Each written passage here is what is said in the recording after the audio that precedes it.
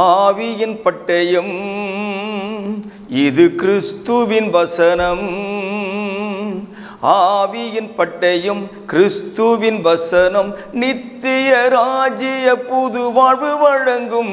ஆவியின் பட்டயம் நித்திய ராஜ்ய புது வாழ்வு வழங்கும். ஆவியின் பட்டயம்.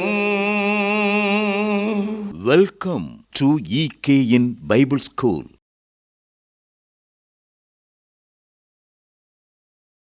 அருமை இரட்சகர் இயேசு கிறிஸ்துவின் நாமத்தினாலே EKN வேதாகம பள்ளி பாடங்களுக்கு உங்களை அழைப்பதிலே மிகுந்த மகிழ்ச்சி அடைகிறேன். இதுவரை படித்த பாடங்கள் உங்களுக்கு ஒரு புரிதலை, ஒரு தெளிவை ஏற்படுத்தியிருக்கும் என்று நான் நம்புகிறேன். நாம் தொடர்ந்து நியாயப்பிரமாண சட்டங்கள் என்பது 10 கட்டளைகள் மாத்திரம் அல்ல, 613 சட்டங்கள் அப்படிங்கிறத நான் உங்களோடு தொடர்ந்து படித்து வருகிறேன். கடந்த பாடத்தில் ஓய்வு நாள் பற்றி நாம் படித்தோம். ஓய்வு நாள் மாத்திரமல்ல, ஓய்வு வருடம், யூபிலி வருடம்னு சொல்லுவாங்க, அதை பற்றி நாம் படிச்சிருக்கிறோம்.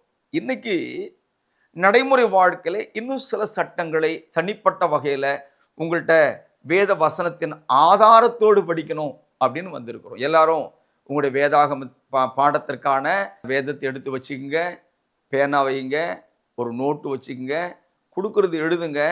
பாடம் முடிந்த பிறகு மறுபடியும் என்ன பண்ணுங்க, அதை நீங்கள் படித்து பாருங்கள், அல்லது யூடியூப் சேனலில் போய் அதை நீங்கள் தெரிந்து கொள்ளுங்கள். இப்போது ஒருத்தருக்கு ஒரு மாடு இருக்குது. அந்த மாடு யாரும் ஒருத்தர் முட்டிடுதுன்னு வச்சுங்களேன். இப்போது நம்ம கொஞ்ச நாளைக்கு முன்னாலெலாம் பார்த்தோம், நிறைய மாடுகள் சென்னையில் அதிகமாக இருந்து குழந்தையெல்லாம் அது தூக்கி வீசி இருக்குது, முதியவர் எல்லாம் முட்டி இருக்குது, இப்படி நிறைய நம்ம யூடியூப் சேனலில் போட்டுக்கிட்டே இருந்தாங்க. இப்போ கொஞ்ச நாள் காணன்னு வச்சுங்களேன். அந்த மாதிரி ஒரு மாடு இருக்குது. அந்த மாடு ஒருவனை முட்டினால் என்ன தண்டனை கொடுக்க வேண்டும் அப்படிங்கிறத நியாயப்பிரமாணம் சொல்லுது. நான் படிக்கிறேன். யாத்திரையாகமும் 21ஆம் அதிகாரம் 28வது வசனம். ஒரு மாடு ஒரு புருஷனையாவது ஒரு ஸ்திரியையாவது முட்டினதினால் சாவு உண்டானால் அந்த மாடு கல்லெறியப்பட வேண்டும், அதன் மாம்சம் புசிக்கப்படலாகாது. அப்பொழுது மாட்டின் எஜமான் ஆக்கினைக்கு நீங்களாய் இருப்பான். 29. தன் மாடு வழக்கமாய் முட்டுகிற மாடாயிருந்து அது அதன் எஜமானுக்கு அறிவிக்கப்பட்டும் அவன் அதை கட்டி வைக்காததினால் அது ஒரு புருஷனையாவது ஒரு ஸ்திரியையாவது கொன்று போட்டால் மாடும் கல்லெறியப்பட வேண்டும், அதன் எஜமானும் கொலை செய்யப்பட வேண்டும். பயங்கரமல்ல சட்டம். நியாயப்பிரமாணங்கிறது ஏதோ நம்ம விளையாட்டுன்னு நினச்சிட்டு இருக்கிறோம். எனக்கு வேண்டும், எப்படி நியாயப்பிரமாணத்தை நம்ம இல்லாமல் வாழ முடியும், எப்படி படையேற்பாடு இல்லாமல் வாழ முடியும், அப்படியே உயிரை கையில் பிடிச்சிட்டு பேசுகிறோமே. இப்போ இந்த சட்டத்துக்கு பதில் கண்டுபிடிக்கலாமா? ஒருத்தன்ட்ட மாடு இருக்குது. இந்த மாடு வழக்கமாக முட்டாது. சரி, ஏதோ போக்கில் அவிழ்த்து விட்டுருக்குறாங்க. அந்த மாடு போகுது. எதிர்பாராத விதமாக யாரோ ஒரு ஆணையோ ஒரு பெண்ணையோ அது முட்டி நம்ம செத்து போயிட்டான். ஆனால் இது எஜமானுக்கு தெரியாது, உண்மையாக அந்த மாடு முட்டுன்றது தெரியாது. சட்டம் என்ன சொல்லுகிறது? நியாயப்பிரமாண சட்டம் அந்த மாட்டை மட்டும் நிற்க வச்சு கல்லாலேயே அடித்து கொன்னுடுங்கம்மா. இப்போ அந்த மாடு செத்து போன பிறகு அதன் இறைச்சியை யாரும் சாப்பிடக்கூடாது அப்படின்னு ஒரு சட்டம் கொடுத்துட்டார். ஓகே, ரைட், முடிஞ்சு போச்சு. அடுத்து ஒரு துணை சட்டம் வருது. அந்த சட்டம் என்ன சொல்லுது? அந்த 613 இதெல்லாம் சட்டங்கள், அதனால தான் இதெல்லாம் பேசிட்டு வரணும். அந்த சட்டம் என்ன சொல்லுது? ஒருவேளை அந்த மாடு முட்டுகிற மாடு என்பது எஜமானுக்கு தெரிந்து, அப்போ அவன் என்ன பண்ணணும்? அதை தெருவில் விடக்கூடாது, வெளியில் விடக்கூடாது. ஏன்னா ஒரு கம்பில் கட்டி வச்சு மேய வைக்கணும், இல்லை அவன் பிடிச்சிட்டு நிற்கணும். இதுதான் வழக்கம், இதான் பண்ணணும். அவன் என்ன பண்ணான்? வழக்கமாக அதை கழட்டி விட்டான். அது வீதியில் போகுது அல்லது வயலில் மேய்ஞ்சிட்டு இருக்குது. யாரோ ஒருத்தர் அதை கிட்ட வரும்போது தூக்கி வீசிடுச்சு, செத்து போயிட்டான். ரெண்டுமே கொலை தான்.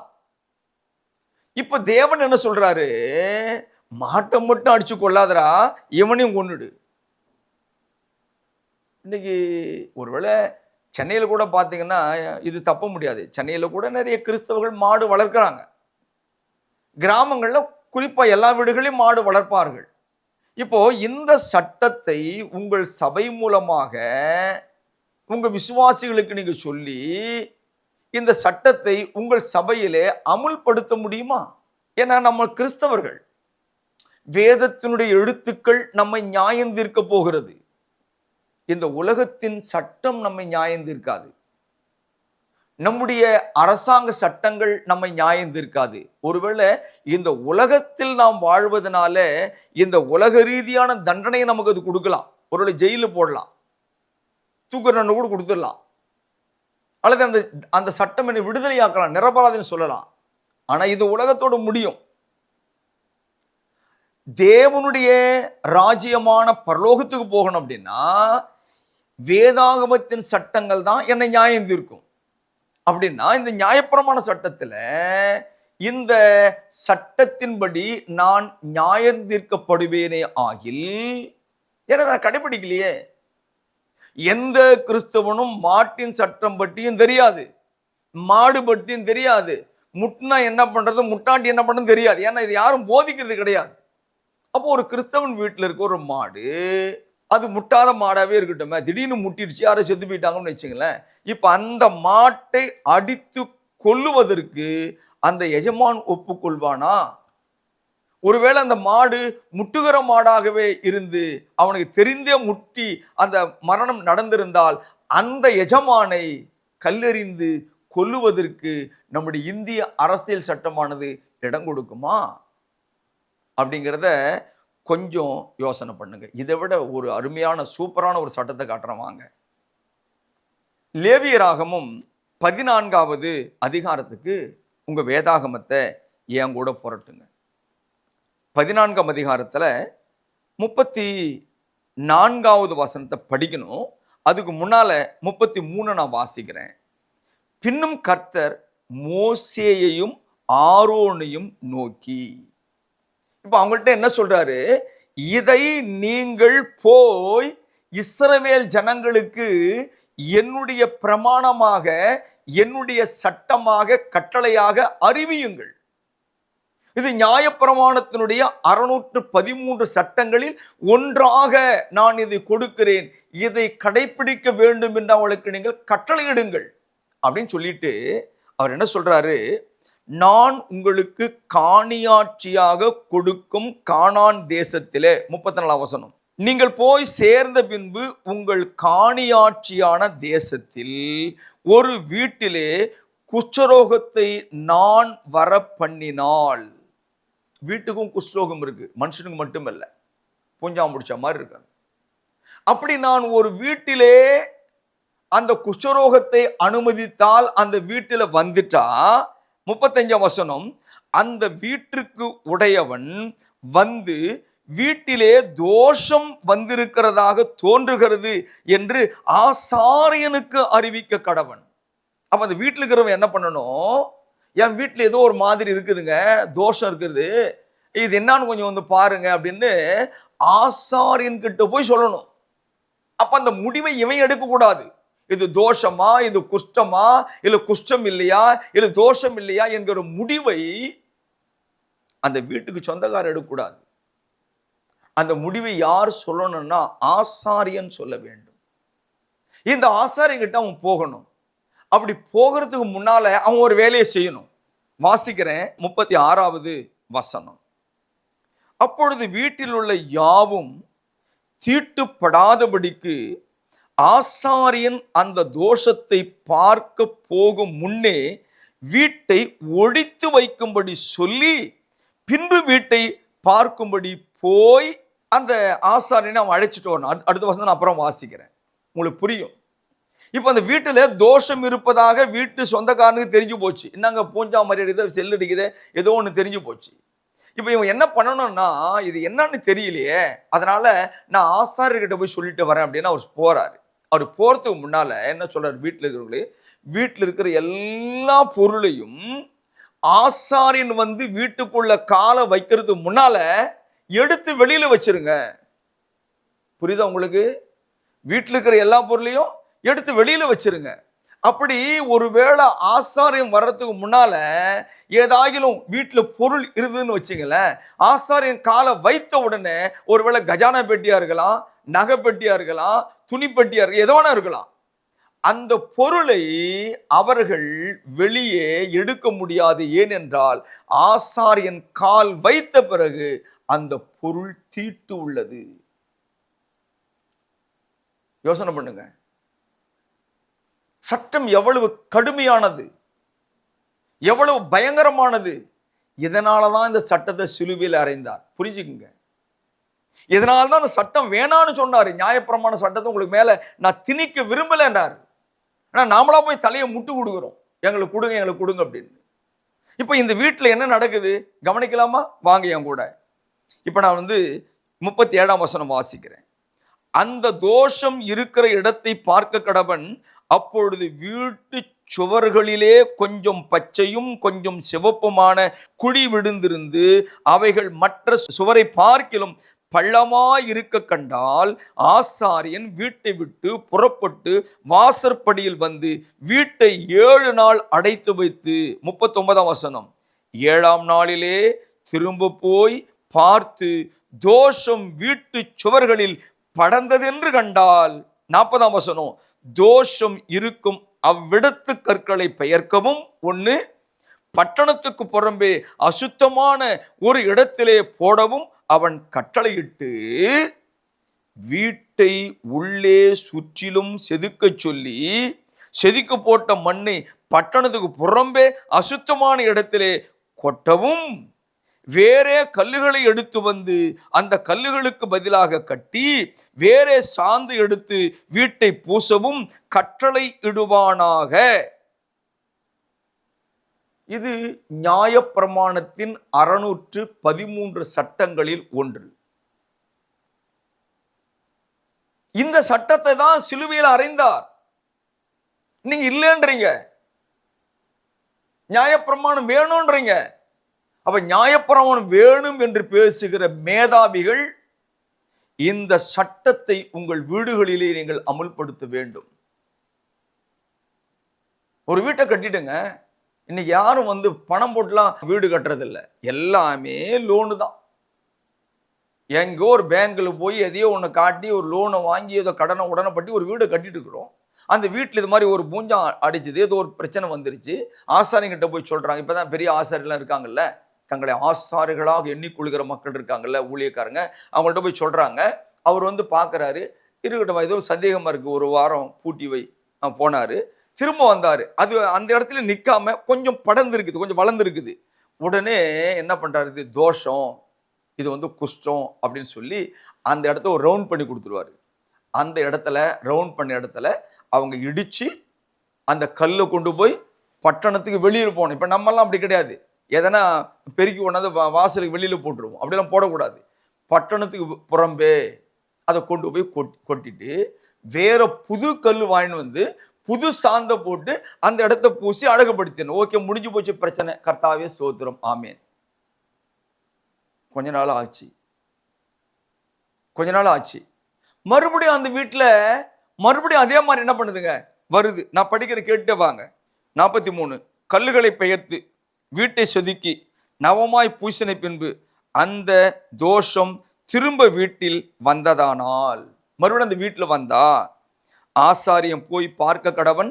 தோஷம் வீட்டில் படர்ந்ததானால் அது வீட்டை அரிக்கும் குஷ்டம், அது தீட்டாயிருக்கும். துக்கமான வசனம் படிக்கிறேன், கேளுங்களேன். ஆகையால் வீடு முழுவதையும் இடித்து அந்த கல்லுகளையும் மரங்களையும் அதன் சாந்து எல்லாவற்றையும் பட்டணத்துக்கு புறம்பே அசுத்தமான இடத்திலே கொண்டு போக வேண்டும். வீடு அடைக்கப்பட்டிருக்கும் நாட்களில் அதற்குள் பிரவேசிக்கிறவன் சாயங்காலம் மட்டும் தீட்டுப்பட்டிருப்பான் அப்படின்னு சொல்றாருங்க. இத எத்தனை பேர் இதை கேட்ட பிறகு நியாயப்பிரமாணம் எங்களுக்கு வேணும்னு நீங்க தீர்மானம் பண்றீங்க? எத்தனை பேர் முடிவெடுக்க போறீங்க? கடன்பட்டு கட்டின வீடுங்க, இன்னைக்கு எல்லா வீடும் அப்படிதான் இருக்குது. லோன் கட்டிட்டு லோன் கட்ட முடியாம கஷ்டப்படுற வீடெல்லாம் இருக்குது. சாப்பிட வேண்டிய சாப்பாடு கடனாவே போயிட்டு இருக்கிற வீடெல்லாம் இருக்குது. ஒருவேளை இது போன்ற பிரச்சனைகள் இன்றைக்கு வருமானால் எந்த கிறிஸ்தவனாகிலும் தன் வீட்டை இடித்து தரைமட்டமாக்கி அதில் இருக்கிற எந்த ஒரு பொருளையும் திரும்ப விற்கவோ பயன்படுத்தவோ கூடாம கொண்டு போய் வீதியில கொட்டுவதற்கு ஆயத்தமா என்பதை யோசித்து பாருங்கள். சத்தியம் சத்தியமாய் பேசுகிற போது சில நேரத்தில் கசக்க தான் செய்யும். இந்த வசனத்திற்கு உங்கள் பதில் என்ன? ஆமா இல்லையா? ஆம் என்றால் இதிலே உள்ள சட்டத்தின்படி இன்றைக்கு நாம் செய்ய ஆயத்தமா இருக்கிறோமா என்பதை நீங்கள் கவனித்து பாருங்கள். இஸ்ரவேல் ஜனங்களுக்கு தேவன் கொடுத்த சட்டம் என்பது சாதாரணமான சட்டம் அல்ல. அன்பு தேவ பிள்ளைகளே, ஒரு வீட்டை இடித்து ஒழித்து போடுறதுன்னா அவ்வளவு லேசான காரியம் இல்லைங்க. பழைய ஏற்பாட்டில் சொல்லப்பட்டிருக்கிறதான பண்டிகைக்கு உரிமை கொடுக்கிற நீங்கள், பழைய ஏற்பாட்டிலே சொல்லப்பட்டிருக்கிறத தசம பாகத்திற்கு உரிமை கொடுக்கிற நீங்கள், பழைய ஏற்பாட்டு காலத்திலே சொல்லப்பட்டிருக்கிற வாக்குத்தத்தங்களுக்கு உரிமை பாராட்டுகிற நீங்கள், பழைய ஏற்பாட்டிலே சொல்லப்பட்டிருக்கிற ஆசீர்வாதமான வசனங்களுக்கு உரிமை பாராட்டுகிற நீங்கள், இதற்கு ஆயத்தமா? இந்த இழப்பை நீங்கள் சந்திக்க ஆயத்தமா என்பதை தயவு செய்து புரிந்து கொள்ளுங்கள். சரி, இப்போ நம்ம அடுத்த ஒரு சட்டத்துக்கு போயிருவோம். சாப்பிட்ற சட்டம். இது என்ன சாப்பிட்ற சட்டம்? சாப்பிட்றது கூட சட்டம் கொடுத்திருக்கிறாரா? ஆமாங்க, சாப்பிடுவதிலே சட்டம் கொடுத்திருக்கிறார். இப்போ நம்ம லேவியராகமும் 11ஆம் அதிகாரத்துக்கு போகலாம். எல்லாம் எடுத்துட்டீங்க? பைபிள் எடுத்தீங்களா? அந்த பக்கத்தை புரட்டுங்க. கர்த்தர் மோசேயும் ஆரோனையும் நோக்கி, மறுபடியும் நான் ஏன் இதை படிக்கிறேன் அப்படின்னா, 10 கட்டளையோடு தேவன் நிறுத்தல, தொடர்ந்து அவர் பிரமாணங்களை மோசையின் மூலமாகத்தான் கொடுக்கிறார். அதனால்தான் இது மோசையின் பிரமாணம், மோசையின் கட்டளை என்று நாங்க சொல்றோம். விளங்குதா உங்களுக்கு? இப்ப மோசையின் மூலமாக தேவன் இந்த பிரமாணத்தை என்ன பிரமாணம் கொடுக்கிறாருன்னா, நீங்கள் இஸ்ரவேல் புத்திரரோடே சொல்ல வேண்டியது என்னவென்றால், பூமியில் இருக்கிற சகல மிருகங்களிலும் நீங்கள் புசிக்கத்தக்க ஜீவ ஜந்துக்கள் யாது எனில், அதை எல்லாம், அது ஒரு பழமொழி, படைத்தான் படைப்பெல்லாம் மனுவுக்காக, மனுவை படைத்தான் தன்னை வணங்கன்னு ஒரு பழமொழி இருக்கு. அப்ப எல்லாமே மனுஷனுக்காக படைக்கப்பட்ட படைப்பு தான். நாம் அடித்து புசிக்கலாம், தப்பு ஒன்றும் கிடையாது. ஆனால் இஸ்ரவேல் ஜனங்களுக்கு ஒரு வரம்பை, ஒரு விதியை, ஒரு சட்டத்தை அவர் ஏற்படுத்தி கொடுத்தார். உங்களுக்கு தெரியுமே, தானியேல் அந்த தீர்க்கதரிசன புத்தகத்தில் படிக்கும் பொழுது, ராஜாவுக்கு சமைத்த சமையலை தானியேல் போன்ற இஸ்ரவேல் ஜனங்களுக்கு, யூதருக்கு கொடுக்கும்போது தானியேல் அதை சாப்பிட மறுத்தான். நினைவு இருக்க உங்களுக்கு? நீ இல்லைன்னா போய் தானியேல் 1ஆம் அதிகாரத்தை படிச்சு பாருங்க. ஒரு ராஜாவுக்கு சமைக்கிற சாப்பாடு எப்படி இருக்கும்? ருசி உள்ளது, தரமானது, ரொம்ப நேர்த்தியா இருக்கும் இல்ல? அந்த சாப்பாட்டை அவர்கள் சாப்பிடுவதற்கு ஏன் மறுத்தார்கள் என்றால், எங்கள் தேவன் எங்களை சில சட்டதிட்டங்களோடு சாப்பிட சொல்லி இருக்கிறார்.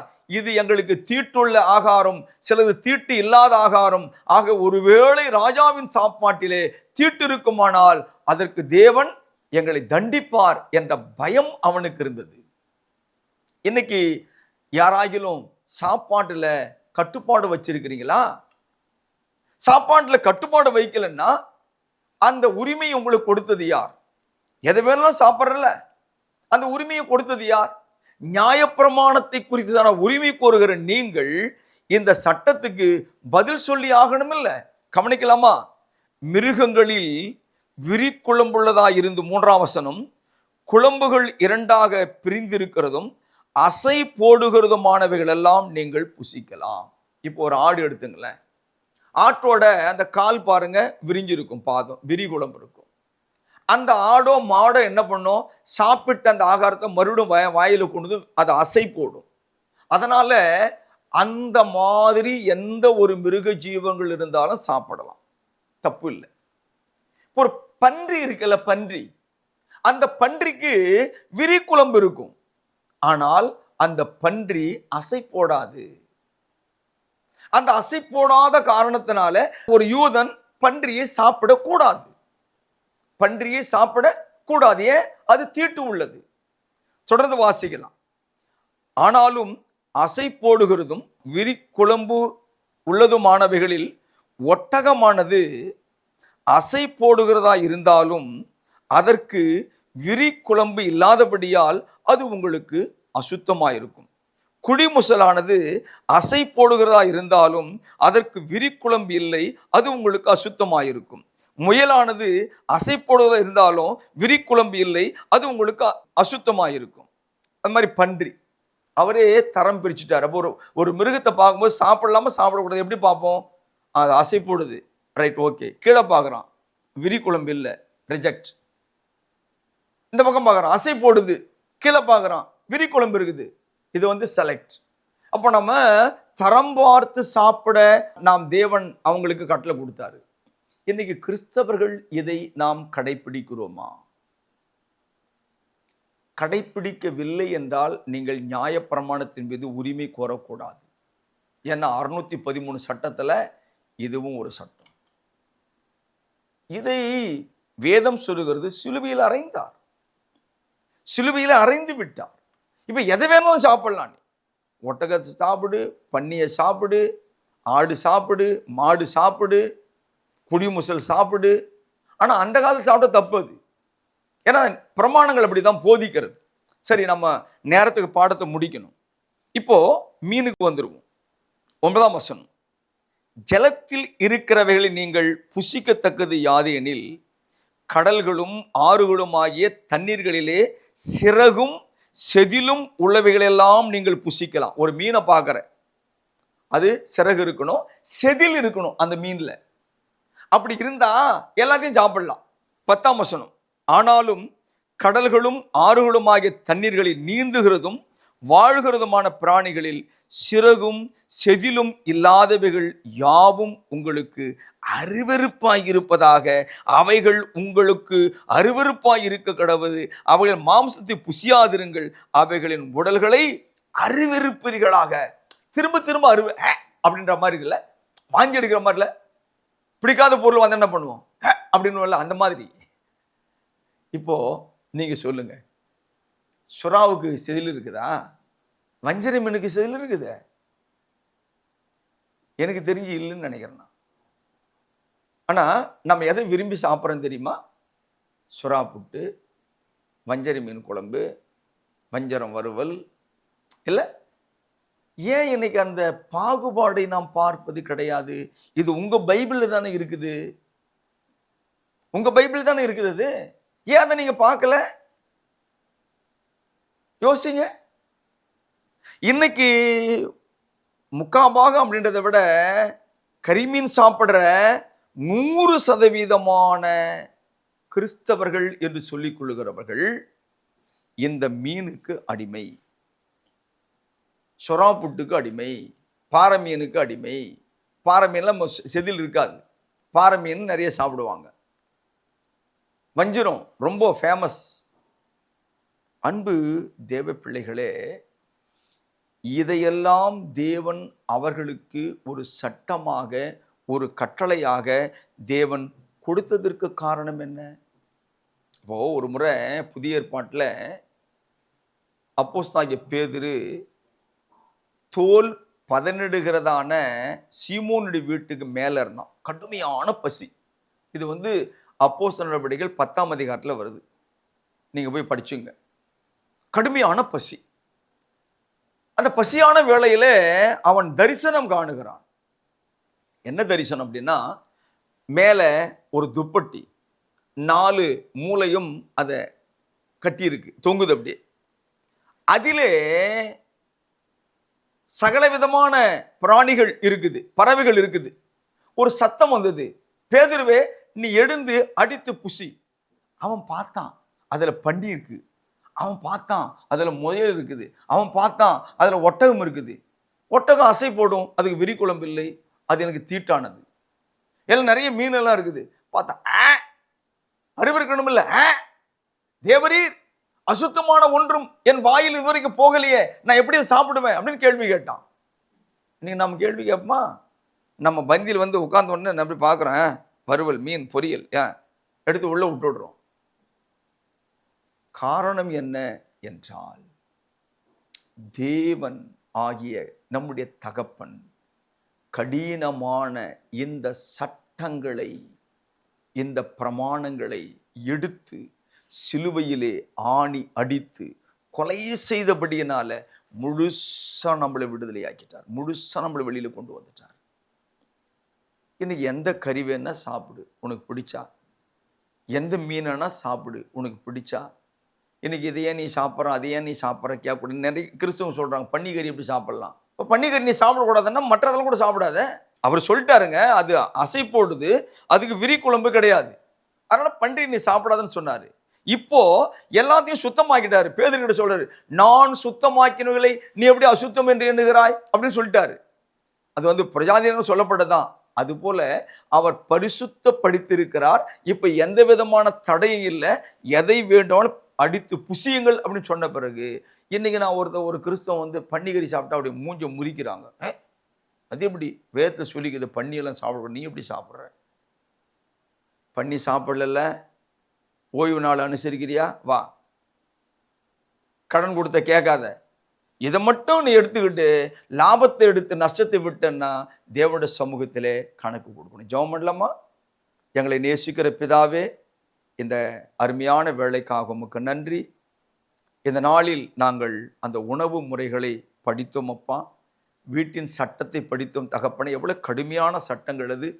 எங்கள் மேல் அந்த பாரத்தை வைக்காதபடிக்கு நீர் தகப்பனை நேர்த்தியாய் அவைகளை எங்களிடத்து பிரித்து, எங்கள் தடையாய் இல்லாதபடி அதை எடுத்து சிலுவையிலே ஆணி அடித்து இயேசுவோடு கொடுத்து கொன்றதற்காக ஸ்தோத்திரம். எங்களுக்கு கொடுத்த விடுதலைக்காக ஸ்தோத்திரம். நீர் கொடுத்திருக்கிற புதிய திட்டங்களுக்காக, புதிய சட்டங்களுக்காக, புதிய பிரமாணங்களுக்காக உமக்கு ஸ்தோத்திரம். அப்பா, தயவு கூர்ந்து இந்த பாடங்களை கேட்கிற படிக்கிற ஒவ்வொருவர் மேலும் இரக்கமாயிரும். அவள் மனக்கண்களை திறந்திருளும். மாயையான உலகத்திலே மாயையை பின்பற்றி போகிற அவர்களுக்கு சத்தியம் இது என்பதை நீ தெளிவுபடுத்தி கொடுக்க வேண்டும் என்று செபிக்கிறேன். இதை கேட்ட ஒவ்வொரு குடும்பத்திலேயும் உம்முடைய இரக்கங்கள் பொழியட்டும். வியாதிகள், பலவீனங்கள், கஷ்டங்கள், வறுமை, தரித்திரம் எல்லாம் நீங்கும்படி உதவி செய்திடும். தகப்பனே, உம்முடைய கிருபையினால், இரக்கத்தினால் இவர்கள் சமாதானமாய் வாழ உதவி செய்ய வேண்டும் என்று இயேசு கிறிஸ்துவின் நாமத்தில் ஜெபிக்கிறேன் நல்ல பிதாவே, ஆமேன். தேவ சமாதானம் உங்களோடு இருப்பதாக. தயவு செய்து இதை மற்றவங்களுக்கு சொல்லுங்க, மற்றவங்களுக்கு ஷேர் பண்ணுங்க. தேவ சமாதானத்தோடு வாழுங்க. அடுத்த நிகழ்ச்சியில் சந்திப்போம். அன்பிற்குரியவர்களே, மேலும் இந்த பாடங்களை எங்களுடைய யூடியூப் சேனலான எட்டர்னல் கிங்டம் நியூ லைஃப் சேனலில் கண்டு தெய்வ ஆசீர்வாதங்களை பெற்று மகிழுங்கள். கிறிஸ்துவின் சபையார் உங்களை வாழ்த்துகிறார்கள்.